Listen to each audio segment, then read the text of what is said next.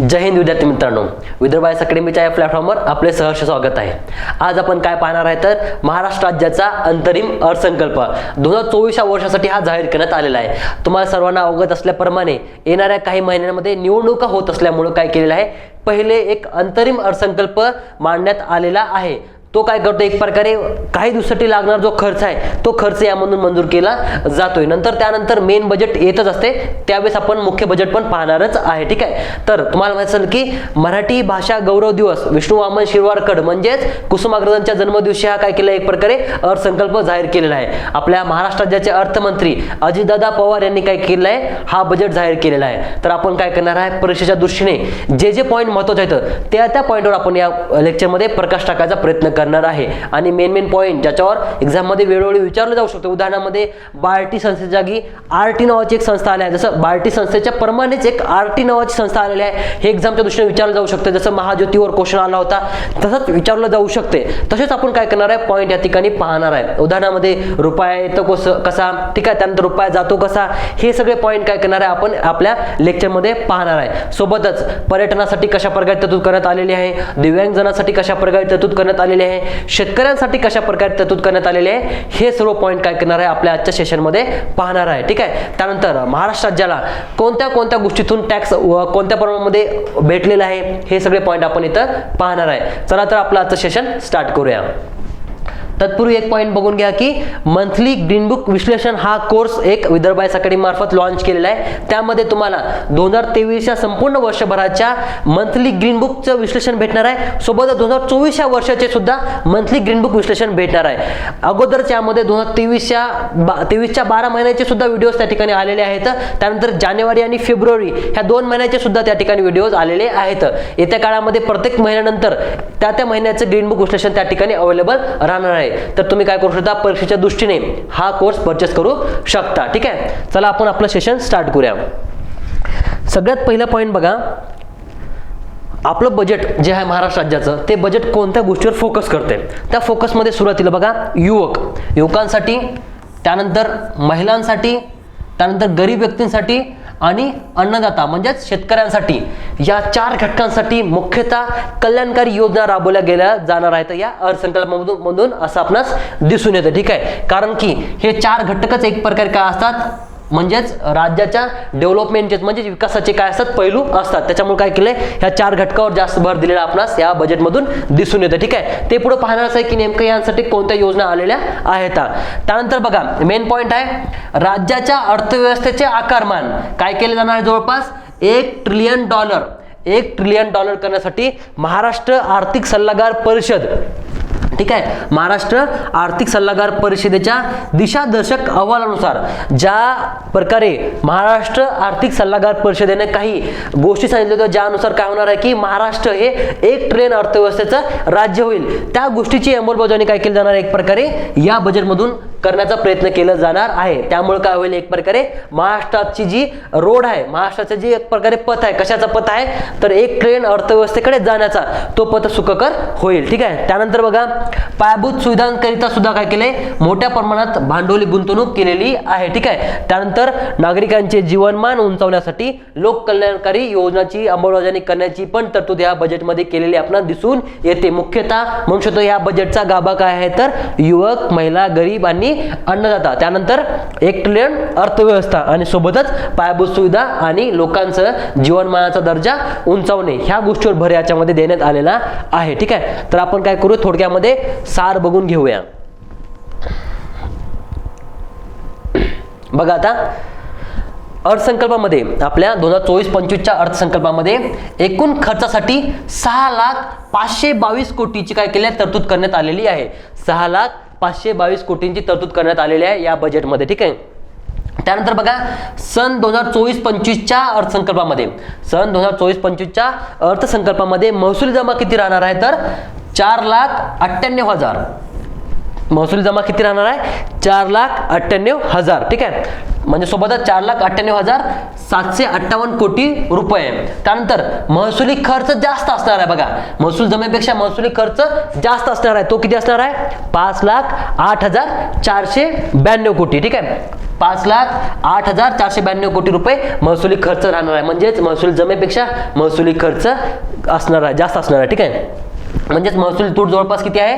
9,734 कोटी रुपये, 34 कोटी रुपये, 9,734 कोटी रुपये. त्यानंतर राजकोषीय तूट किती राहणार आहे? तर ध्यानात ठेवा, राजकोषीय तूट ही 99,288 कोटी असणार आहे. राजकोषीय तूट किती राहणार आहे?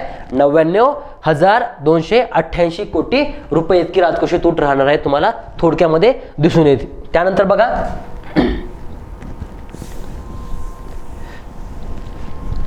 थोडी तब्येत बरोबर नसल्यामुळं थोडासा आवाजही झालेला आहे. ठीक आहे, त्यानंतर बघा, महत्वाचं म्हणजे मौजे वडज तालुका जुन्नर. ठीक आहे, छत्रपती शिवाजी महाराजांचा जन्म ज्या ठिकाणी झाला होता, जुन्नर तालुका, मौजे वडज तालुका जुन्नर येथे छत्रपती शिवाजी महाराजांच्या जीवनावर आधारित शिवनेरी संग्रहालय उभारले जाणार आहे.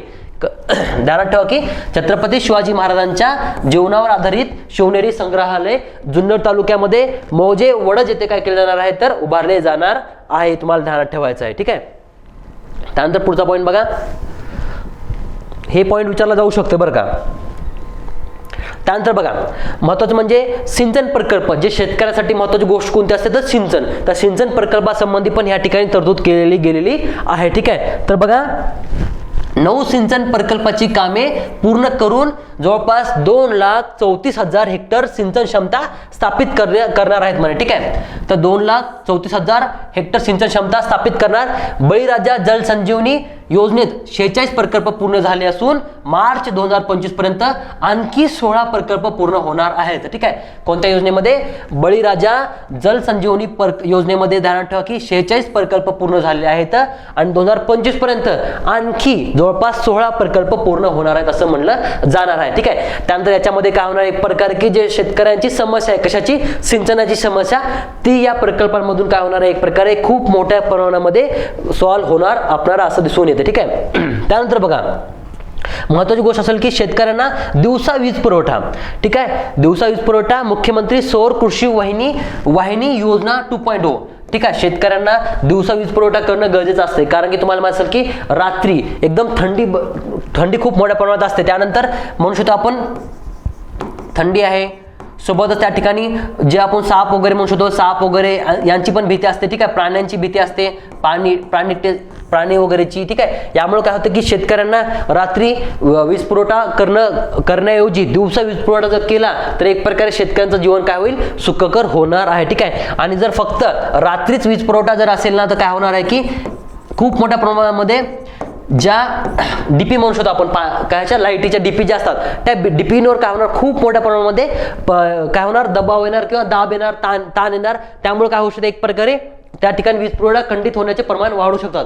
त्यामुळे शेतकऱ्यांना दिवसा वीज पुरवठा करण्यासाठी मुख्यमंत्री सौर कृषी वाहिनी योजना 2.0 अंतर्गत काय केलं जाणार आहे? तर 7,000 मेगावॅट सौर ऊर्जा निर्मितीचं उद्दिष्ट ठेवलं जाणार आहे. 7,000 मेगावॅट सौर ऊर्जा निर्मिती केली जाणार आहे, यामधून ध्यानात ठेवायचं आहे. ठीक आहे, त्यानंतर महत्वाची एक नवीन योजना आलेली आहे, ती म्हणजे मागेल त्याला सौर कृषी पंप ही नवीन योजना आलेली आहे. ठीक आहे, जसं मागेल त्याला शेततळी योजना 16 मध्ये आली होती ना, त्याच प्रकारे ध्यानात ठेवा मागेल त्याला सौर कृषी पंप योजना आणली जाणार आहे. त्यामध्ये जवळपास 8,50,000 नवीन सौर कृषी पंप येणार आहेत. किती? 8,50,000 नवीन सौर कृषी पंप त्या ठिकाणी अवेलेबल येणार आहेत, हे तुम्हाला ध्यानात ठेवायचं आहे.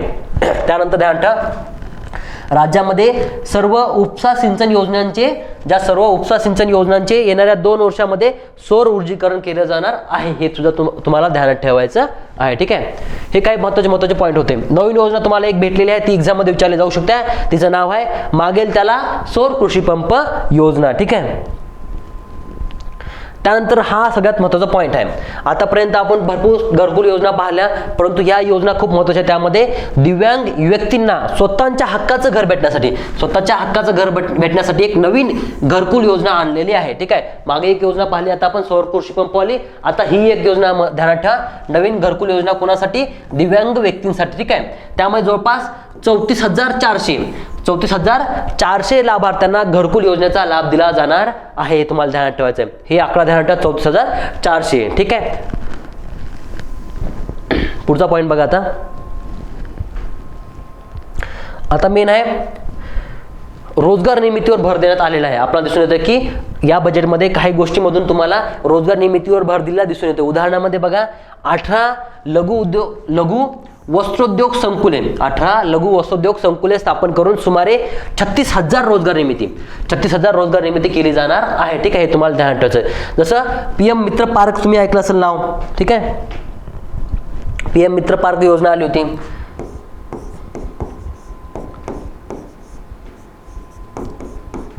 त्यामध्ये काय केलं जाणार आहे, समजा कापड उद्योगामार्फत जे वस्त्रांसंबंधी महत्त्वाचं कामगिरी केली जाणार आहे या PM मित्रा योजनेअंतर्गत टेक्सटाईल इंडस्ट्रीसाठी महत्त्वाचा भर दिला गेलेला आहे. त्यामध्ये अमरावती या ठिकाणी एक टेक्सटाईल पार्क सुद्धा स्थापन केले जाणार आहे महाराष्ट्रातील अमरावती येथे. ठीक आहे, जे जवळपास 7 ठिकाण निवडले होते त्या 7 ठिकाणापैकी एक ठिकाण अमरावती असणार आहे, ज्या ठिकाणी टेक्सटाईल इंडस्ट्रीवर भर दिला जाणार आहे. ठीक आहे, तशाच प्रकारे 18 लघु वस्त्रोद्योग संकुले स्थापन करून सुमारे 36,000 रोजगार निर्मिती करण्याचा प्रयत्न केला जाणार आहे. ठीक आहे, त्यानंतर बघा उद्योग क्षेत्राच्या विकासासाठी काय केलं जाणार आहे, सुधारित औद्योगिक इलेक्ट्रॉनिक्स अवकाश व संरक्षण उत्पादनांचे सुधारित धोरण येणार आहे म्हणे. ठीक आहे, कशासंबंधी, औद्योगिक सुधारित धोरण येणार आहे, इलेक्ट्रॉनिक संबंधीचे सुधारित धोरण येणार आहे. त्यानंतर अवकाश आणि संरक्षणाच्या उत्पादनासंबंधीचं सुद्धा काय केलं जाणार आहे, सुधारित धोरण येणार आहे. ठीक आहे, त्यानंतर महत्त्वाचं म्हणजे नवीन सूक्ष्म लघु आणि मध्यम उपक्रमांसाठी सुद्धा नवीन एक धोरण येणार आहे, तुम्हाला ध्यान ठेवायचं आहे. आणि या नवीन धोरणामधून काय होणार आहे, एक प्रकारे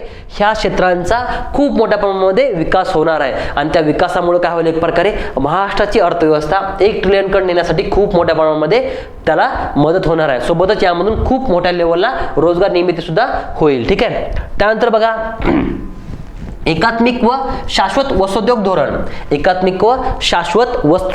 धोरण 2023 ते 2028 जाहीर करण्यात आलेलं आहे. ठीक आहे, आणि त्यामध्ये ध्यान ठेवा की अंत्योदय शिधापत्रिकेवर काय केलं जाणार आहे, यामधून कशामध्ये, एकात्मिक व शाश्वत वस्त्रोद्योग धोरणाच्या मध्ये जवळपास अंत्योदय शिधापत्रिकेवर काय केलं जाणार आहे, एका कुटुंबास एका साडीचे मोफत वाटप केले जाणार आहे. ध्यान ठेवा की एका साडीचे मोफत वाटप केले जाणार आहे.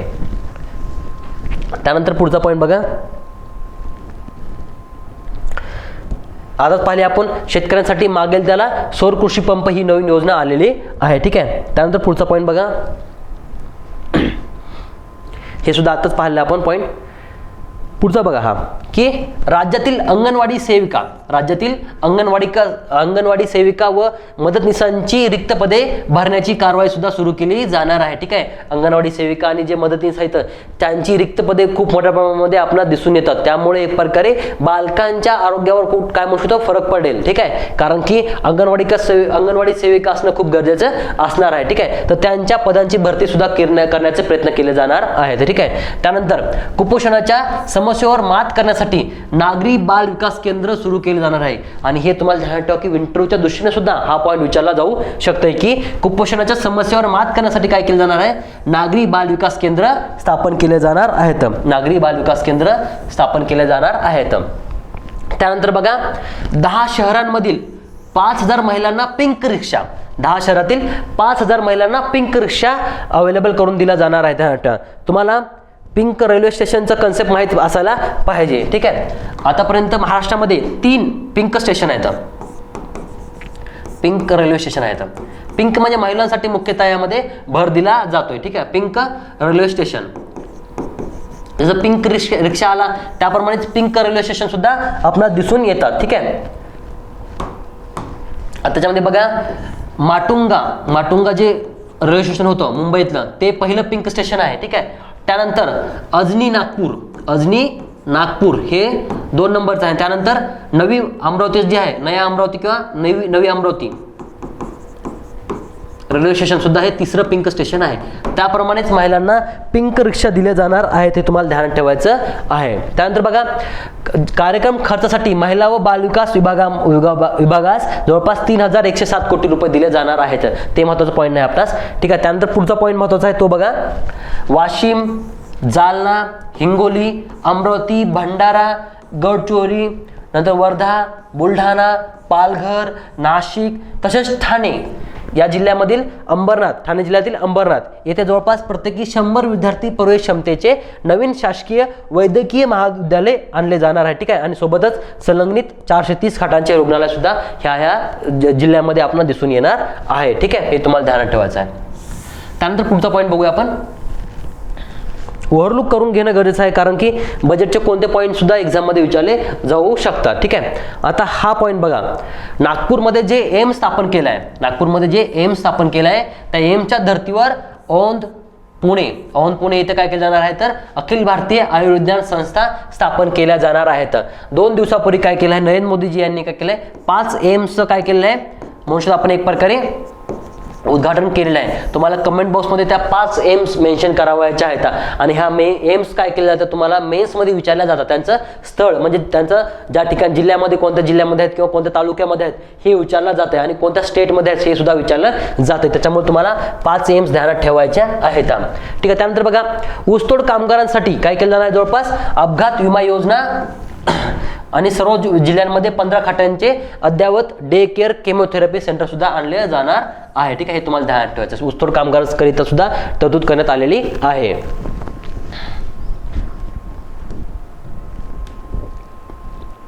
पुढचा बघा, स्थलांतरित ऊसतोड कामगारांच्या मुलामुलींसाठी संत भगवान बाबा शासकीय वसतिगृह योजना. कोणती योजना? संत भगवान बाबा शासकीय वसतिगृह योजना. कारण की तुम्हाला माहिती असेल की ऊसतोड कामगार एका ठिकाणी राहत नाहीत, जास्त करून त्यांना वेळोवेळी ऊसाच्या हंगामामध्ये ठिकठिकाणी काय करावं लागतं स्थलांतरित करावे लागते. त्याच्यामुळे त्यांच्या मुलांसाठी काय केलं जाणार आहे तर शासकीय वसतिगृह योजना आणली जाणार आहे. भगवान बाबा शासकीय वसतिगृह योजना राज्यसेवा मेन्सच्या दृष्टीने हा महत्त्वाचा पॉईंट आहे आणि इंटरच्या दृष्टीने सुद्धा खूप महत्त्वाचा पॉईंट आहे. ठीक आहे, त्यानंतर बघा तृतीयपंथी घटकातील लाभार्थ्यांसाठी बीज भांडवल योजना आणली जाणार आहे. त्यानंतर बघा मातंग समाजासाठी रमाई आवास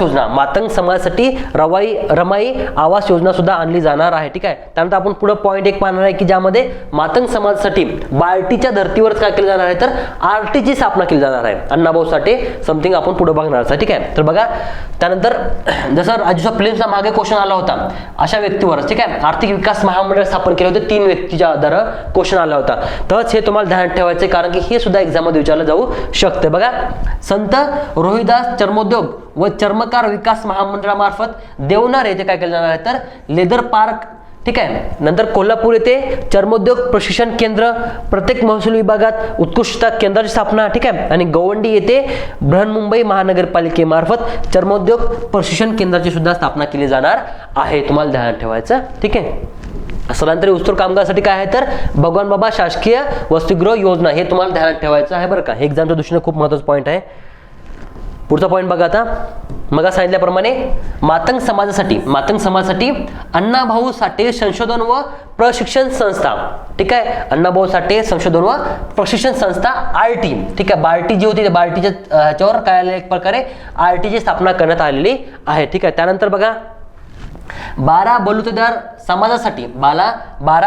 समाजासाठी सर्वांगीण विकासासाठी काय केलं जाणार आहे तर संत गाडगे बाबा 12 बलुतेदार आर्थिक मागास विकास महामंडळ येणार आहे. ठीक आहे, जे 12 बलुतेदार समाज आहेत तर त्यांच्या सर्वांगीण विकासासाठी जवळपास 12 बलुतेदार आर्थिक मागास विकास महामंडळ येणार आहेत जे संत गाडगे बाबा यांच्या नावावर आधारित असणार आहे. ठीक आहे, त्यानंतर बघा हा पॉईंट खालचा पॉईंट तेवढा महत्त्वाचा नाही.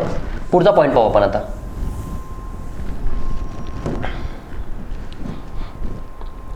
आता बघा कोकण विभागासाठी सुद्धा काय केलं जाणार आहे तर पर्यटनाला चालना देण्यासाठी शिवकालीन 32 गडकिल्ल्यांचे नूतनीकरण केले जाणार आहे. ठीक आहे, तर कोकण विभागामधील जवळपास जे पर्यटन मुख्यतः म्हणू शकतो गडकिल्ल्यांवर आधारित जे शिवकालीन गडकिल्ले आहेत त्या आधारित पर्यटनाला चालना देण्यासाठी प्रयत्न केले जाणार आहेत. ठीक आहे, त्यानंतर हे महत्त्वाचं आहे पर्यटनाला चालना देण्यासाठी शाश्वत पर्यटन धोरण आणलं जाणार आहे. ठीक आहे, हे तुम्हाला माहित असायला पाहिजे कारण की गव्हर्नमेंटचा जास्त भर पर्यटनावर असते कारण की पर्यटन क्षेत्र जवळपास 9 ते 10% आपल्या म्हणू जीडीपी मध्ये भर देताना दिसतं आणि खूप मोठ्या प्रमाणामध्ये पर्यटनातून रोजगार सुद्धा निर्माण होताना दिसतं. त्यामुळे काय केलं गेलेलं आहे पर्यटनावर खूप मोठ्या प्रमाणात भर दिला गेलेला आहे. ठीक आहे, त्यानंतर 50 नवीन पर्यटन स्थळांच्या ठिकाणी थीम पार्क, नंतर ऍडव्हेंचर स्पोर्ट्स, शॉपिंग मॉल आणि वॉटर पार्क सोबतच निवासी व्यवस्था सुद्धा स्थापन करण्याचे प्रयत्न केले जाणार आहेत.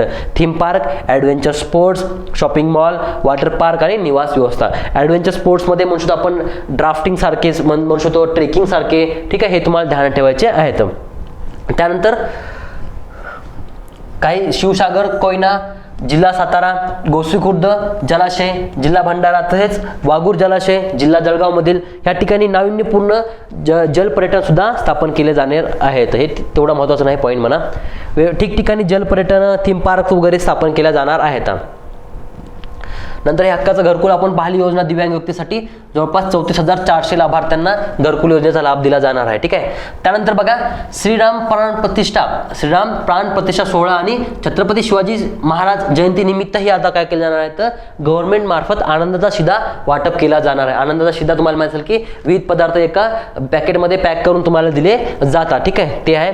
त्यानंतर मेन आहे म्हणजे मिशन लक्षवेध योजनेअंतर्गत राज्यस्तरावर राज्यस्तरावर उच्च कामगिरी केंद्र, त्यानंतर विभागीय स्तरावर क्रीडा उत्कृष्टता केंद्र आणि जिल्हा स्तरावर क्रीडा प्रतिभा विकास केंद्र अशी प्रशिक्षणाची त्रिस्तरीय यंत्रणा असणार आहे. ठीक आहे, हे महत्त्वाचं आहे. मिशन लक्षवेध अंतर्गत राज्यस्तरावर उच्च कामगिरी करण्यासाठी विभागीय स्तरावर क्रीडा उत्कृष्टता केंद्र आणि जिल्हा स्तरावर क्रीडा प्रतिभा विकास केंद्र हे राहणार आहे. तुम्हाला ध्यानात ठेवायचं. राज्यस्तरावर उच्च कामगिरी क्षेत्र केंद्र. ठीक आहे. त्याच्यामुळे क्रीडाला काय केलं नाही एक प्रकारे खूप मोठ्या प्रमाणामध्ये फायदा होणार आहे या त्रिस्तरीय रचनेमुळे. त्यानंतर हा खूप महत्त्वाचा पॉईंट आहे तो म्हणजे दिल्लीतील जे नवीन संसदेसाठी सेंट्रल विस्टा प्रकल्प आहे आपला, त्या सेंट्रल विस्टा च्या धर्तीवर राज्य सरकार सुद्धा काय करणार आहे महाविस्टा हा कार्यक्रम हाती घेणार आहे. ठीक आहे. त्याच्यामध्ये काय केलं जाणार आहे तर बघा याच्यामध्ये मंत्रालय, विधान भवन तसेच या परिसरातील मंत्र्यांचे शासकीय बंगले आणि इतर इमारतींचा सुद्धा पुनर्विकास केला जाणार आहे. कारण सेंट्रल विस्टा प्रोजेक्टमध्ये पण अशा प्रकारे विकास केला जातोय. ठीक आहे, हे तुम्हाला ध्यानात ठेवायचं आहे. पुढचा पॉईंट बघू आता. नागपूर येथे जे विभागीय क्रीडा संकुल आहे त्याला राज्य क्रीडा संकुलाचा दर्जा दिला जाणार आहे. कशाला? नागपूर येथील विभागीय क्रीडा संकुलाला राज्य क्रीडा संकुलाचा दर्जा सुद्धा दिला जाणार आहे. ठीक आहे. त्यानंतर पुढचा बघा महाराष्ट्र ड्रोन मिशन अंतर्गत सुद्धा काय केलं जाणार आहे तर ठोक अशी तरतूद केलेली आहे 5 वर्षासाठी. ठीक आहे. त्यानंतर बघा वरळी मुंबई येथे आधुनिक प्रशिक्षण व कौशल्य विकास भवन स्थापन केले जाणार आहे. कुठं? वरळी मुंबई येथे आधुनिक प्रशिक्षण व कौशल्य विकास भवनाची स्थापना केली जाणार आहे. हे तुम्हाला ध्यानात ठेवायचं आहे.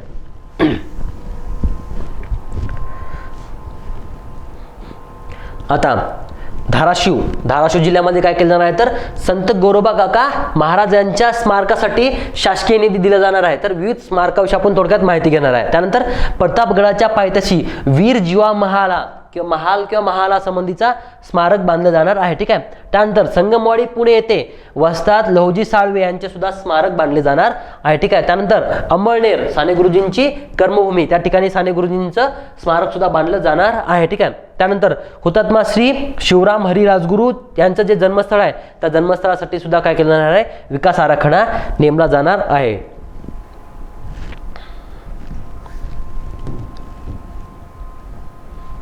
नंतर हे एक पॉईंट बघून घ्या. वस्तू व सेवा कर विभागाची पुनर्रचना करून कर प्रशिक्षण अकादमीची स्थापना केली जाणार आहे. ठीक आहे. कशाची? कर प्रशिक्षण अकादमीची स्थापना केली जाणार आहे. ठीक, हे पुढचा पॉईंट महत्त्वाचा असणार आहे. नंतर या ठिकाणी सुद्धा स्मारकाविषयी आराखडा वगैरे केला जाणार आहे. तर हे तेवढे पॉईंट महत्त्वाचे नाही. पुढचे पॉईंट बघू आपण. आता बघा राज्याचा स्वतःचा कर महसूल असणार आहे. तर त्याच्यामध्ये पहा की कोणत्या ठिकाणी किती कर महसूल महाराष्ट्राचा जमा केला जाते स्वतःचा बघायचा आहे. त्यामध्ये सगळ्यात जास्त बघा 45.4% कशा संबंधित असणार आहे ध्यानात ठेवा. राज्य वस्तू व सेवा कर 45.4% हिस्सा म्हणजे सगळ्यात जास्त हिस्सा ह्या ठिकाणी आपणास दिसून येते राज्य वस्तू व सेवा कराचा. ठीक आहे. त्यानंतर बघा 18.2% विक्री करामध्ये येते. हे तुम्हाला ग्रुप बी आणि राज्यसेवा मेन्सला वेळोवेळी क्वेश्चन विचारले गेले आहेत बरं का. हे तुम्हाला क्रमवार विचारते, हे तुम्हाला पाठच पाहिजे. मेन नंबरला कोण आहे? राज्य वस्तू व सेवा कर. ठीक आहे. 45.4%. 18.2% काय तर विक्री कर, दुसरा क्रमांक त्याला द्या. 3 नंबरचा बघा 16% मुद्रांक आणि नोंदणी शुल्क. ठीक आहे. मुद्रांक आणि नोंदणी शुल्क अशा प्रकारे राज्याचे स्वतःचे काही कर आपले आहेत ध्यानात ठेवायचे. त्याच्यामध्ये 4 नंबरचा वाटा कोणाचा आहे? 8.9% राज्य उत्पादन शुल्काचा. राज्य उत्पादन शुल्क 4थ्या नंबरला येते महाराष्ट्राच्या कर महसुलामध्ये. ठीक आहे. त्यानंतर 4.3% हा वाहनावरील कर आहे. 4.3% वाहनावरील कर आहे. त्यानंतर विजेवरील कर किती घेतो आपण? 4.1%. हे तुम्हाला ध्यानात ठेवायचं. महाराष्ट्राचा विजेवरील करातील वाटा किती आहे? 4.1% आणि शेवटी इतर करामधून 3% महसूल जमा होताना दिसतंय महाराष्ट्राचा. हे तुम्हाला माहित असायला पाहिजे. हा सगळं राज्याचा स्वतःचा कर महसुलाचे स्रोत आहेत बरं का. आणि हे वेळोवेळी एक्झाम मध्ये विचारलं गेलेलं आहे, ते आपल्याला ध्यानात ठेवायचं आहे.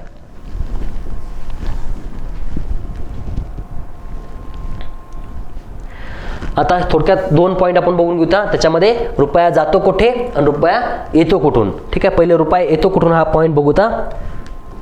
बघा, रुपया येतो कुठून, त्यामध्ये मेन आहे सगळ्यात जास्त बघा तुम्हाला दिसून येते हा एवढा मोठा भाग जो आहे त्याच्यामध्ये स्वतःचा कर महसूलमधून राज्याला सगळ्यात जास्त पैसा येताना दिसते. स्वतःच्या कर महसुलामधून सगळ्यात जास्त पैसा राज्याला येतो. तो येतो किती? 52.17%. 52.17% आपला स्वतःचा कर महसूल दिसून येतो राज्याचा. ठीक आहे, त्यानंतर जवळपास तुम्हाला ध्यान ठेवायचं की कॅपिटल रिसिप्ट म्हणजेच भांडवल जमा किती आहे महाराष्ट्राचा? 24.15%. 24.15% भांडवल जमेमधून पैसा येताना दिसतो. ठीक आहे, त्यानंतर बघा 11.70% केंद्रीय कर काय करते? केंद्र सुद्धा काय करते? वेळोवेळी तुम्हाला करातील हिस्सा देताना दिसतंय. त्याच्यामधील 11.7% किंवा 11.70% आपल्याला तिथून येताना दिसतंय. ठीक आहे, त्यानंतर केंद्र सरकारकडून काही हेल्प म्हणून सहाय्यक अनुदान सुद्धा दिले जातात, ते 7.91% आपल्याला दिसून येत आहेत. ठीक आहे, त्यानंतर राज्याचा स्वतःचा करा व्यतिरिक्त महसूल जो आहे, कर महसूल 1 नंबरला आहे. करा व्यतिरिक्त जर महसूल पाहिला तर 4.07% ध्यान ठेवा, तो सगळ्यात शेवटी आहे. म्हणजे 1 नंबरला महाराष्ट्राला रुपया पैसा जवळपास सगळ्यात जास्त वाटा कशातून येतो? स्वतःच्या कर महसुलातून. 2 नंबर भांडवली जमामधून. 3 number share in central taxes म्हणजे केंद्रीय करातील राज्याचा हिस्सा. ठीक आहे, त्यानंतर 4 नंबरला आहे केंद्र शासनाकडून जे सहाय्यक अनुदान दिले जातात ते आहे. आणि 5 नंबरला कोणता आहे? राज्याचा स्वतःचा करा व्यतिरिक्त महसूल विचारला जातो. हे तुम्हाला ध्यानात ठेवायचं. ठीक आहे,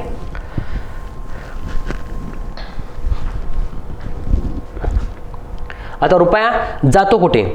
त्याच्यामध्ये बघा सगळ्यात जास्त रुपया आपला कुठे जातो? 11% पेन्शन निवृत्ती वेतनमध्ये सगळ्यात जास्त आपले पैसे जात आहेत. ठीक आहे, निवृत्ती वेतनसाठी पैसे खूप मोठ्या प्रमाणात जाताना दिसत आहेत.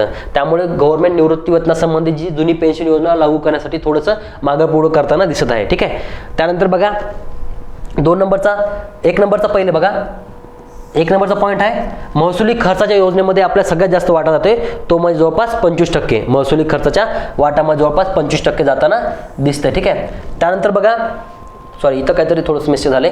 तर निवृत्ती वेतनमध्ये जवळपास 11% बघा. त्यानंतर महसुली खर्चाच्या योजनेमध्ये 25%, भांडवली खर्च 13% ध्यान ठेवायचं आहे.